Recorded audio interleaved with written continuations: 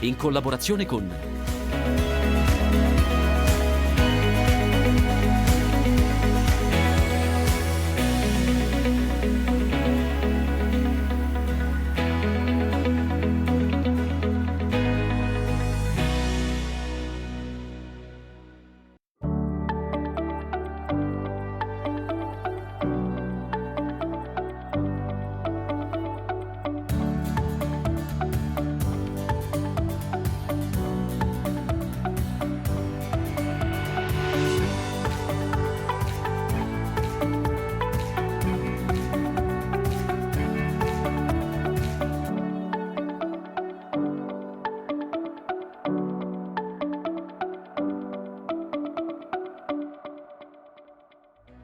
La cerca e cavatura del tartufo è stata riconosciuta dall'UNESCO patrimonio culturale immateriale dell'umanità, ma non si va a Tartufo senza cane. Allora noi oggi conosceremo, guardateli qua, li avete già visti, sono bellissimi, i re del tartufo, i lagotti romagnoli, unica razza autoctona dell'Emilia-Romagna.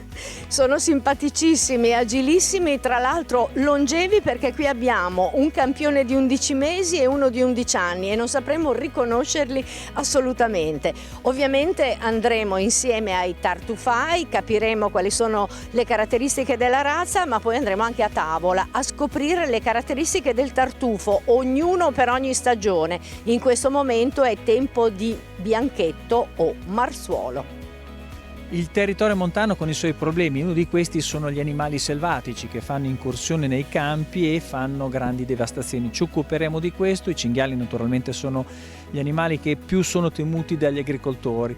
Vedete, questo è un campo di frumento seminato ma assolutamente devastato. Parleremo anche di scalogno di Romagna che è appena germogliato, ci occuperemo di questo, un prodotto d'eccellenza ma molto apprezzato dai consumatori. Taglia medio-piccola, l'espressione molto intelligente, affettuosi, con un mantello inconfondibile, fitto, ricciuto, simile alla lana. Sono solo alcune delle caratteristiche del lagotto romagnolo, l'unico cane riconosciuto per la ricerca del tartufo, anche se grazie alla sua indole si sta imponendo anche come cane da compagnia o anche per la pet therapy. È un cane che ha origini antichissime, pare addirittura fin dal tempo degli Etruschi. Di sicuro è stato ritratto da famosissimi pittori. Per citarne solamente due, il Mantegna a Mantova nella Camera degli Sposi e il Guercino. Ma in origine non era un cane da tartufo e noi oggi vi raccontiamo la sua storia e lo vedremo lavorare. Giovanni Morsiani, presidente onorario del club italiano Lagotto. Allora, che cos'era in origine? Quali erano i suoi compiti? Beh, il lagotto romagnolo è sicuramente una delle razze più antiche dell'intero panorama mondiale, che annovera circa 400 razze in tutto il mondo. Un cane naturale, quindi un cane che non è frutto e non è mai stato frutto di incroci di preesistenti razze canine. Lo cita addirittura Linneo, che è stato un grande naturalista etologo del Settecento, e lo chiama Canis familiaris aquaticus. Questo già ci fa capire qual è appunto l'origine di questa razza, cane d'acqua. Questo spiega poi anche il mantello a riccio così stretto, incurvato ad anello, ricchissimo di sottopelo. Cane d'acqua che veniva utilizzato nella caccia di valle per il recupero della selvaggina abbattuta durante la caccia di valle. Ma c'è una curiosità particolare e la troviamo in due vocabolari dialettali romagnoli. Uno è il famosissimo Morri, che risale al 1840, di cui ho la fortuna di possedere l'originale in casa, dove se noi andiamo a vedere la voce can lagot, che è il termine romagnolo per definire il nostro Jerez, c'è scritto cane d'acqua. Un altro successivo studioso di dialettologia, lui si chiamava Ercolani, nel 1876 pubblica il suo vocabolario e alla voce Can Lagot c'è scritto cane da trifola. Cosa vuol dire? Che 30 anni dopo, 40 anni dopo il Morri, già questo cane era più noto come cane da tartufi che non come cane d'acqua. Perché? Perché le grandi bonifiche ottocentesche che hanno portato terra laddove c'era acqua avevano, diciamo, fatto mutare il lavoro dei vallaroli, ridotto molto come attività.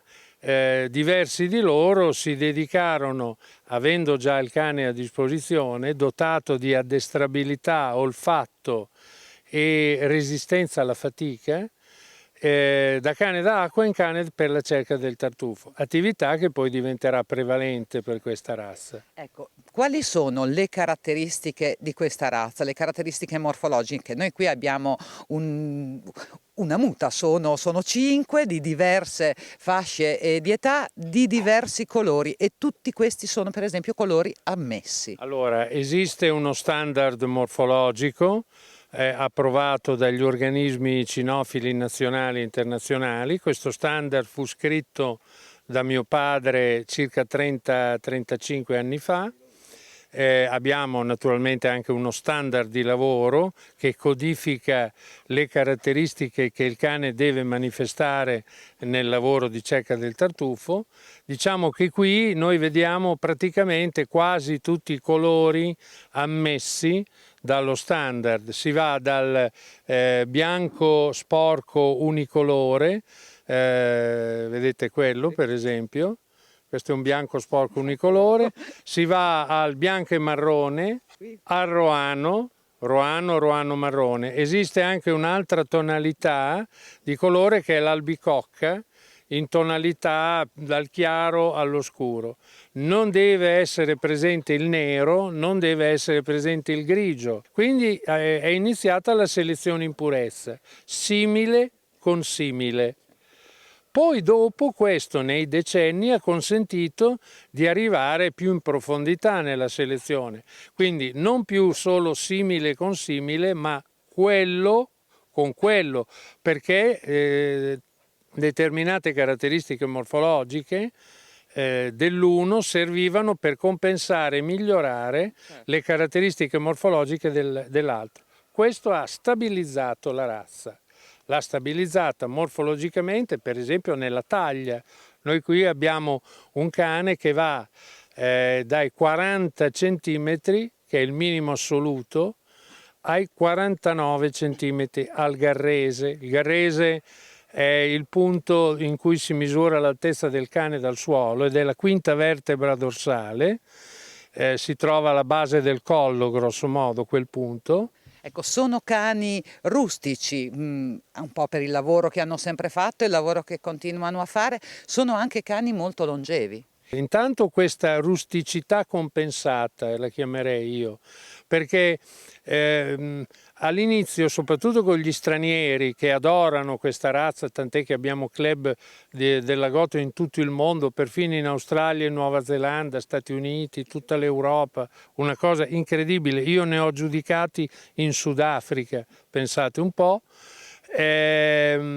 Confondevano il rustico con il rozzo.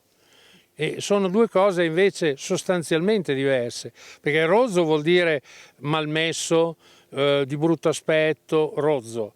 Rustico vuol dire un cane che ha caratteristiche da cane da lavoro, come voi vedete, un aspetto antico, perché si vede anche da questo suo modo di presentarsi, non deve però diventare un cane da salotto in senso assoluto. Lui è l'antenato del barbone, ma non deve essere un barbone, quindi non deve diventare un cane salutiero. Vive tanto, però la longevità è un carattere importante in questa razza e che è proprio il segno della sua origine naturale, della sua rusticità. Sono anche molto, molto socievoli, non mi sembrano cani aggressivi, insomma. Noi presentiamo questo cane per quello che è un romagnolo, questo carattere, questa simpatia lo stesso aspetto, diciamo, è il biglietto da visita che lo ha fatto diventare uno dei cani di razza italiana di maggior successo nel mondo. Eccoli qua, con tutta la loro energia, Conte e Gwendalina. Conte libero di fare il suo lavoro, Gwendalina forse è un poco gelosa perché è al guinzaglio, ma così la teniamo vicina. Mamma mia, sono scatenati. Qui con me Ferdinando Bassi, il veterinario e anche il proprietario di questi bellissimi animali che noi stiamo vedendo adesso finalmente al lavoro. Allora, qual è il segreto? Perché noi... Eccolo, qualcosa ho già trovato, sono scatenati, non riesco a starci dietro.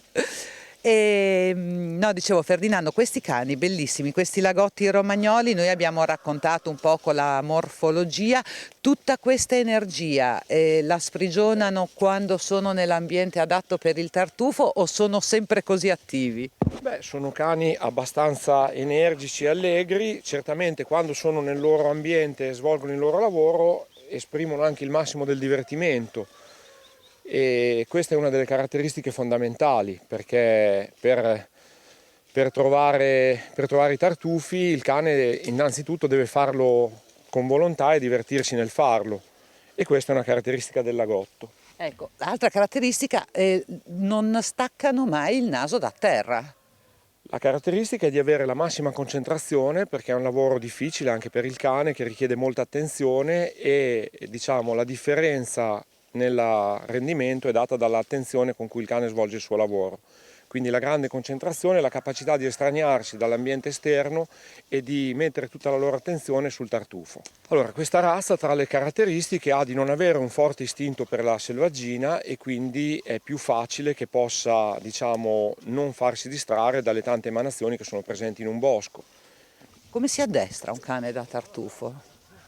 Si addestra iniziando a fare cerca e riporto, lanciandogli una pallina profumata, un pezzo di tartufo e progressivamente dopo, quando hanno imparato bene a cercare e riportare, gli si mette sottoterra prima poco e poi insomma in modo che debbano tirarlo fuori raspando. Adesso diciamo che il loro lavoro fondamentale è quello di cercare e trovare.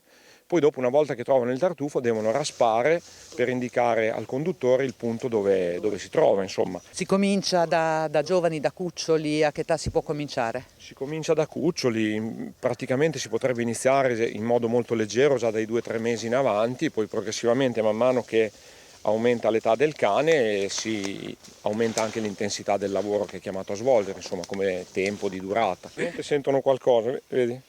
Lo stavamo pestando praticamente. Ecco, noi pessimi tartufai, noi lo pestiamo e Conte dice ma magari se vi spostate riesco anche a trovarlo. Ecco, tra l'altro qua c'è Federico Vicchi che ci sta aiutando. No, invece è lì. Ah, ma lascia che lo mangi.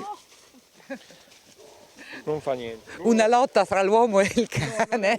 Non è una lotta, è una specie di competizione, nel senso che a loro piace anche il tartufo, quindi dopo ci sono vari metodi di addestramento, io preferisco che gli piaccia anche mangiarlo, poi dopo se lo mangiano loro un po' lo mangio anch'io ogni tanto. Diciamo nella selezione preferisco avere dei cani a cui piace mangiare il tartufo, perché comunque non essendo un istinto primario come quello per la selvaggina, diciamo, il fatto che gli piaccia e che sia una cosa che fanno volentieri sicuramente aiuta in tutta la situazione. Quindi preferisco dover avere qualche discussione su chi lo mangia più che un cane che lo faccia semplicemente per farmi un piacere. Ecco, beh, insomma, infatti questo è, si devono divertire entrambi, sia il tartufaio che il cane. Se mangiano qualcuno non succede niente. Non succede niente, insomma, anche perché sono incentivati, sanno che poi hanno il premio finale. E tu Gwendalina, quanti anni hanno? Che età hanno questi? Hanno 2 anni e mezzo, tutti e due. Quindi sono giovani, insomma. Giovani, sì. Un'ultima curiosità per quanto riguarda l'ambiente, mi viene da pensare un'annata come questa, con una siccità così, per il tartufo è un problema, ovviamente stiamo parlando di bianchetto, quindi non del bianco pregiato, però è quello che si trova in questa stagione. Allora, in questa stagione andiamo a bianchetto e l'andamento stagionale sta dando dei problemi, almeno qui nella nostra zona la raccolta è piuttosto scarsa. È stato così per il bianco, è stato così per il nero estivo. Purtroppo gli ultimi anni stanno andando in questa direzione di grande siccità e come succede per l'agricoltura che ha dei grossi problemi, abbiamo anche dei grossi problemi con i tartufi perché c'è una grande scarsità, diciamo. Regole di comportamento per chi va a tartufo, visto che insomma è un fungo, e come per raccogliere i funghi ci sono delle regole per non far danni, per cavare il tartufo vale lo stesso? Ma in generale il rispetto dell'ambiente, cioè cercare di non far danni alle piante e all'ambiente generale. Quando il cane raspa per trovare il tartufo, limitare l'azione di scavo allo stretto necessario e richiudere accuratamente la buca. A questo punto io direi una breve pausa, linea a Claudio con A Cielo Aperto e poi ci ritroviamo in finale di puntata con Gabriella in cucina, e perché ci godiamo il lavoro di Conte e Gwendalina e degli altri che ci stanno aspettando. Non li abbiamo liberati tutti insieme perché sennò diventa veramente complicato gestirli. A più tardi.